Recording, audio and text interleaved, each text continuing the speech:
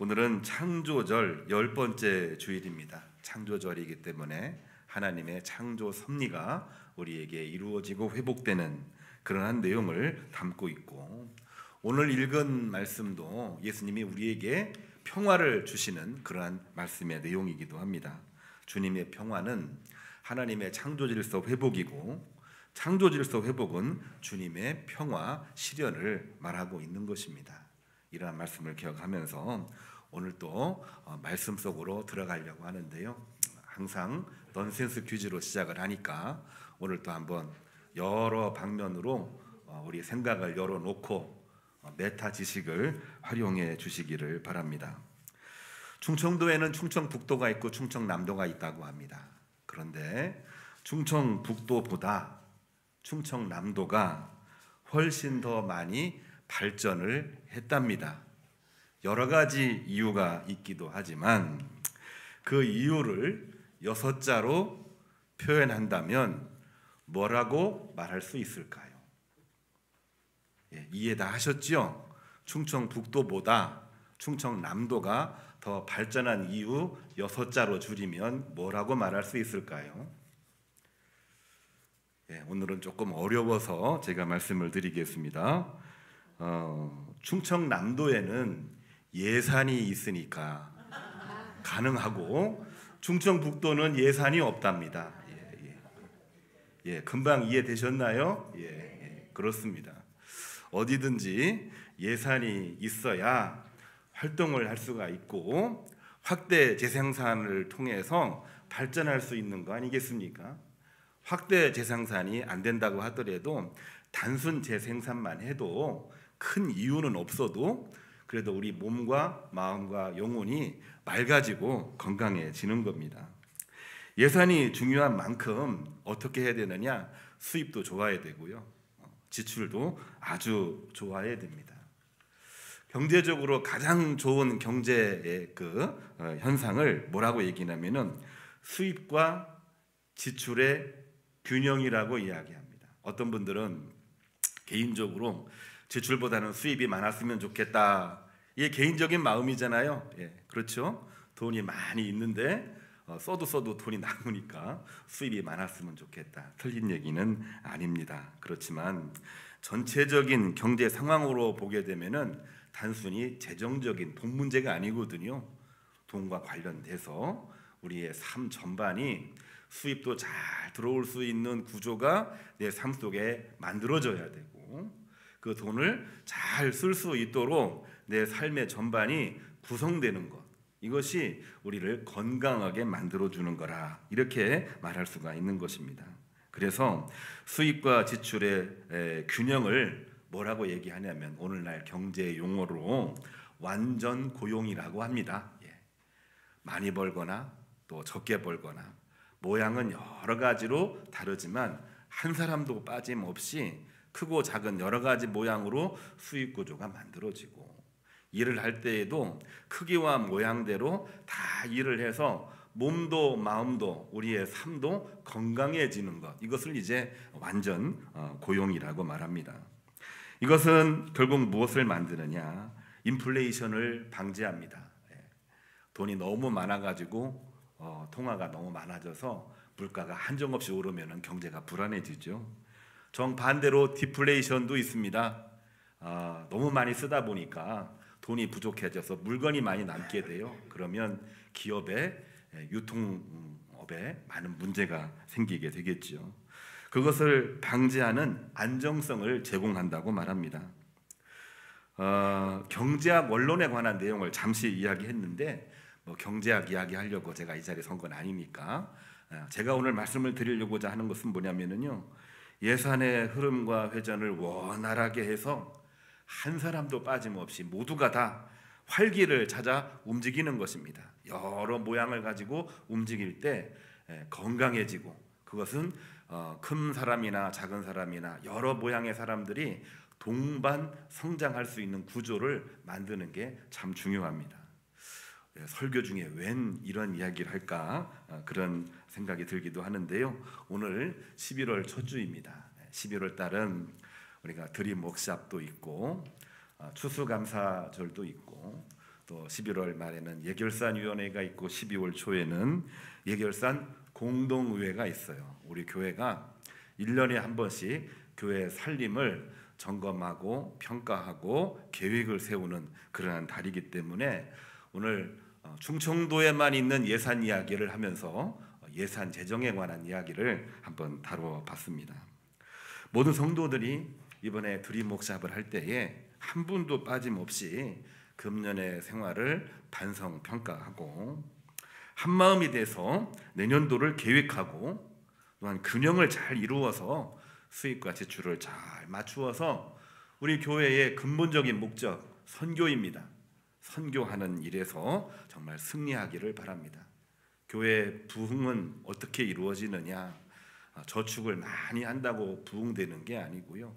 있는 거를 잘 활용을 해서 복음을 전함으로 믿는 자들의 사람 숫자가 늘어나게 될 때에 그때에 교회는 교회성을 가지게 되고 성도됨을 가지게 되고 또한 부흥되어 이 땅에서 영향력을 발휘하게 되는 것입니다.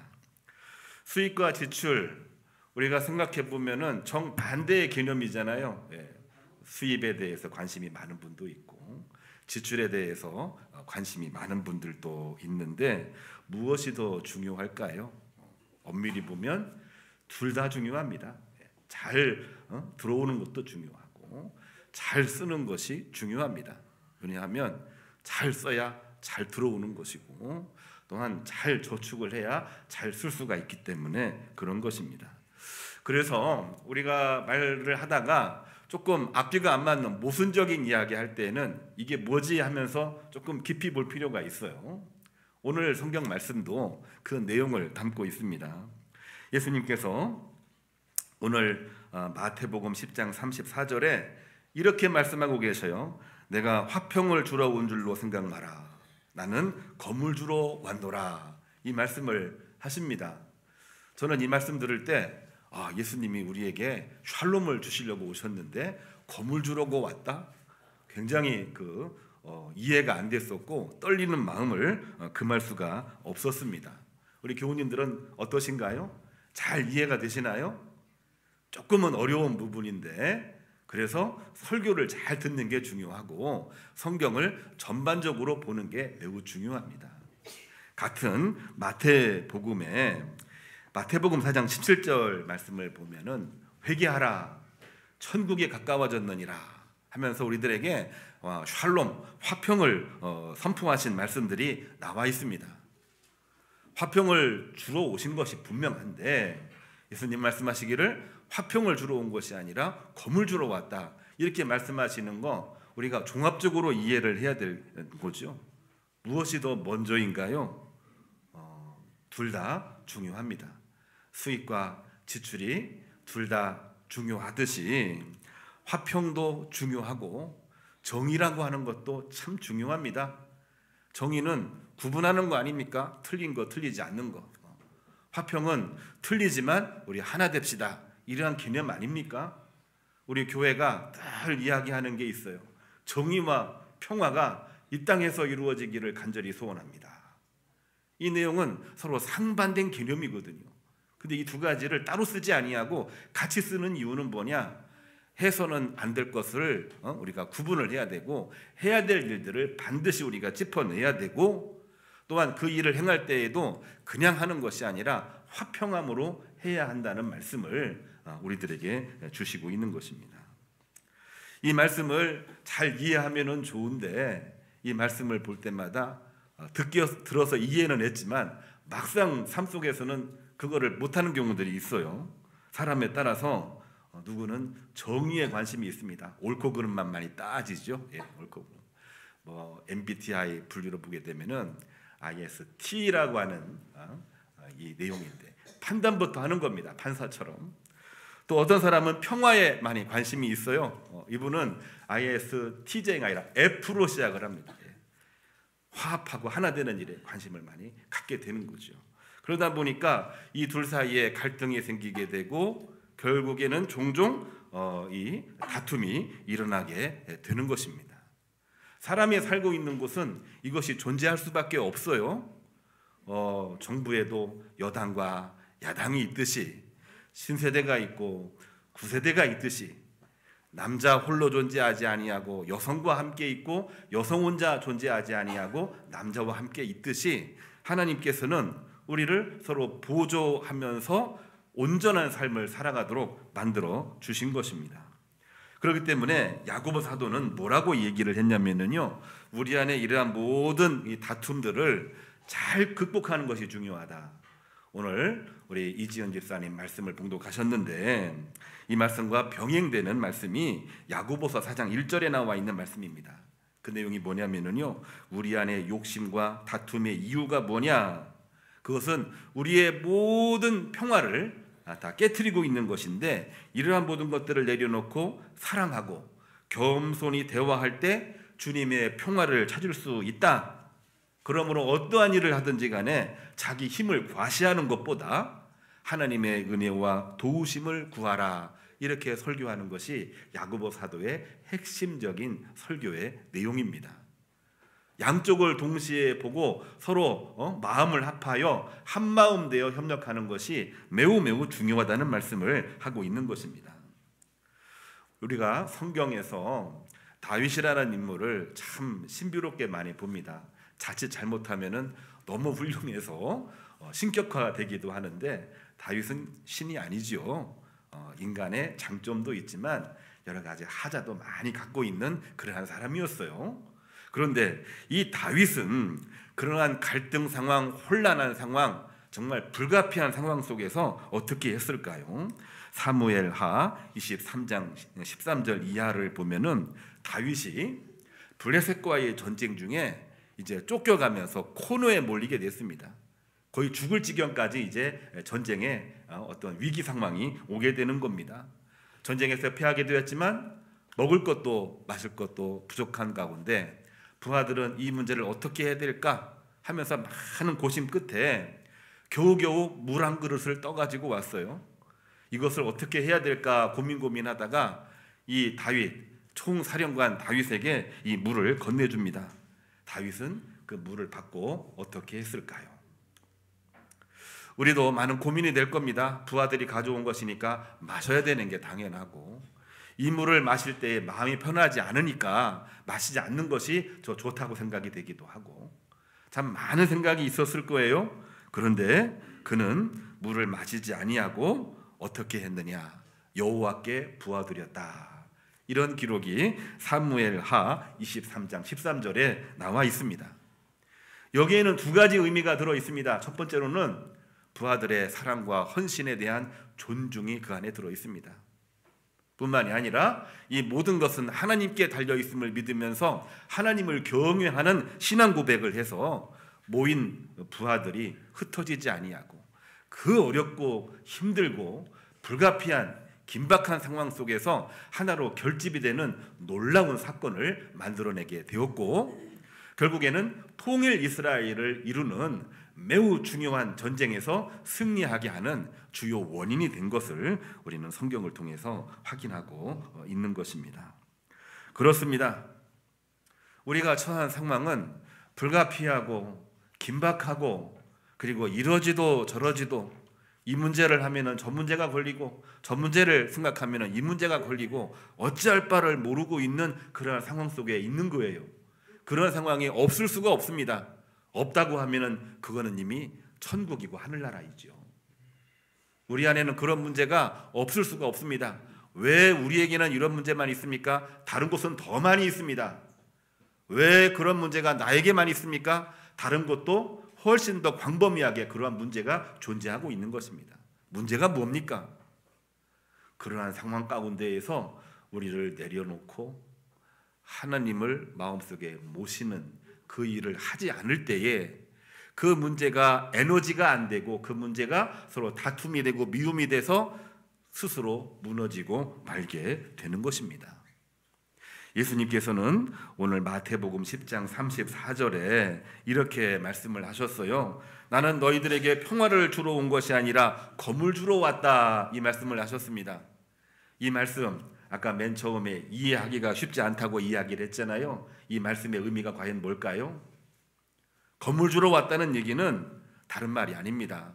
말씀을 읽고 또 읽고 또 읽어 보면 간단하게 결론만 얘기하겠습니다. 사람의 말을 믿지 말고 하나님 말씀을 더 우선시 여겨라, 이러한 내용입니다.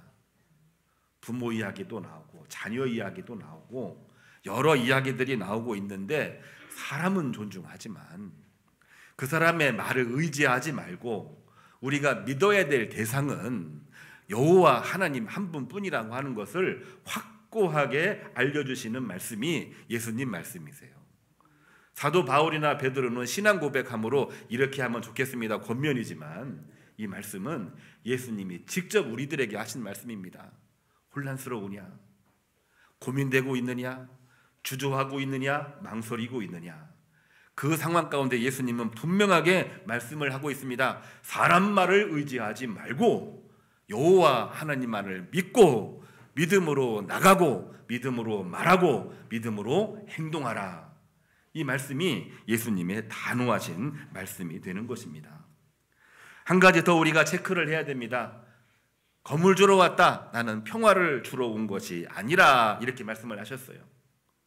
우리들에게 분명 샬롬을 주셨습니다. 평화를 주셨잖아요. 여기서 말하고 있는 샬롬이 대체 뭐냐 이겁니다.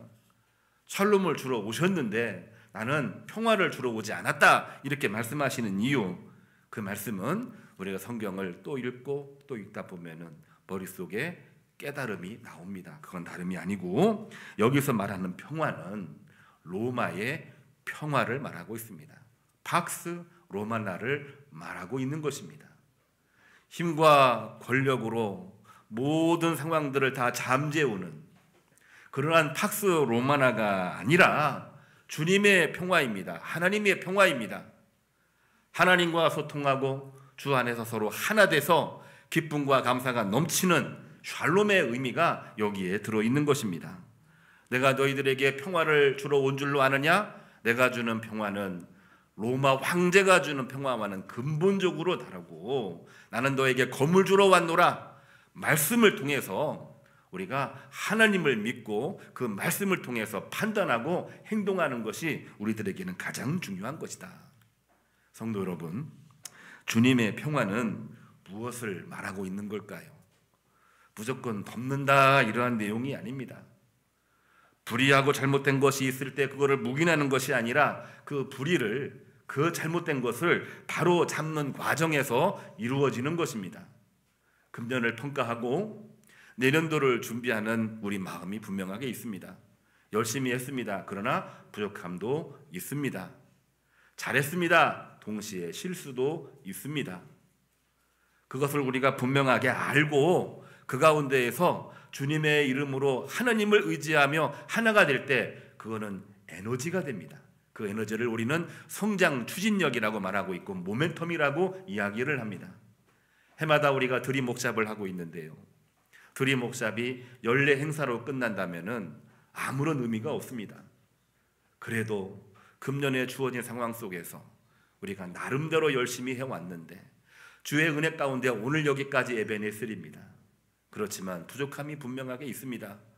이것을 우리가 같이 공유하고 기도하고 또한 내년도를 우리가 준비할 때에 그 힘은 하나님이 주시는 은혜 가운데에 협력하여 하나님의 의를 이루는 역사로 변모되게 될 것입니다. 주님의 평화는 어떻게 이루어지는 걸까요? 끊임없이 중단 없이 모여서 배우고 나가서 전도하는 것입니다.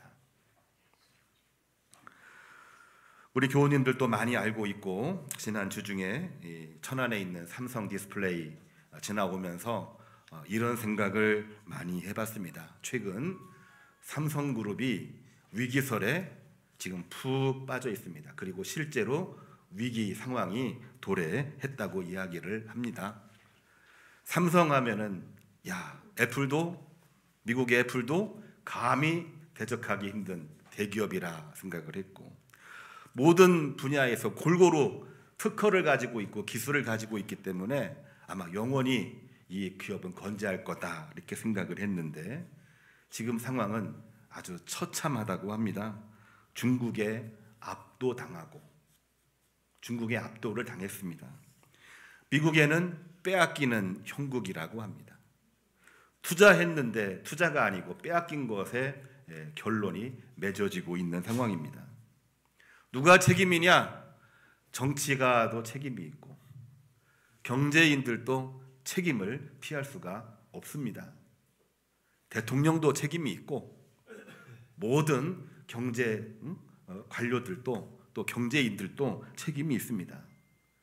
그 이야기를 다 한다고 그러면 우리는 너무나도 마음이 아프죠. 그러나 오늘 말씀에 근거해서 저는 오늘 이런 이야기를 하고 싶습니다. 어떤 이야기냐면요, 리스크와 그 위험의 부담 때문에 투자를 주저하고 망설였던 것을 우리는 되짚어 봐야 됩니다. 아무리 힘들고 복잡하고 예산이 부족하고 다른 문제 많이 걱정하는 마음을 우리가 다 알고 있는데 주저하고 망설이면 안 됩니다. 그러면 경쟁력을 잃어버리는 거거든요. R&D 어려운 용어입니다. 그대로 풀어서 얘기하면은 Research and Development, 우리말로 번역을 하면은 연구하고 개발하는 분야입니다. 우리 알고 있다시피 1년 전인가요? 이 정부에서 우리나라 R&D 예산을 완전히 다 삭감을 해버렸습니다. 이유는 뭐냐? 여러 가지로 긴축해야 된다. 여러 가지 힘든 상황이 많다. 그렇게 해가면서 삭감을 시키다 보니 정말 무한 경쟁 속에서 열심히 해야 되는 이 기업들이 힘을 잃기 시작을 합니다. 결국에는 연구 개발비 줄이려다가 중국에게 압도를 당하고 미국에게는 빼앗기는 결과를 초래하게 되었습니다.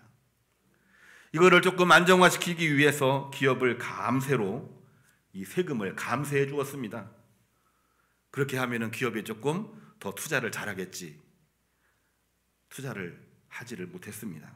결국에는 안일한 재산 축적에 집착을 하다가 결국 경쟁에 밀려서 지금 현재는 삼성을 비롯해서 SK에 이르기까지 대규모 감원 사태가 이미 10월 달부터 시작이 됐고 11월, 12월 내년도까지 아주 광범위하게 이루어질 거라고 합니다.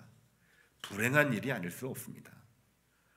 아주 건재한 정말 믿을 만한 그러한 기업도 한순간 주어진 상황 속에서 기도하고 몸부림을 치고 주저하고 망설이지 아니하고 열심히 일을 해도 이 경쟁 사회에서 살아남기가 쉽지가 않은 건데 주의 일은 어떻게 되겠습니까? 주의 일들도 우리의 모든 상황이 다들 어렵습니다. 그리고 더 중요한 것이 많다고 생각을 합니다. 그러나 정작 중요한 것을 우리가 하지 못한다라고 한다면은 우리는 아무것도 할 수가 없습니다. 주님의 평화는 어떻게 이루어지는 걸까요? 예수님께서 말씀하신 내용 중에 내가 너희들에게 평화를 주러 온 줄로 생각하느냐? 나는 평화를 주려고 너희에게 온 것이 아니라 검을 주려고 왔다.